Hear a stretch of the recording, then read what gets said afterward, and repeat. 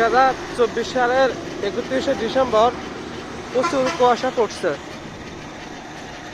আপনারা দেখতে পাচ্ছেন 2025 সালের নতুন বছরের প্রথম দিন, জানুয়ারি 1 তারিখ। দেখেন প্রচুর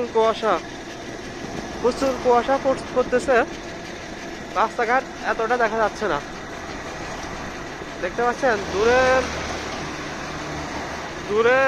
দূরের গাড়িগুলো এতটা ক্লিয়ার দেখা যাচ্ছে না। তো এমন অবস্থায় হাইওয়ে গাড়ি চালানো অনেক রিস্ক।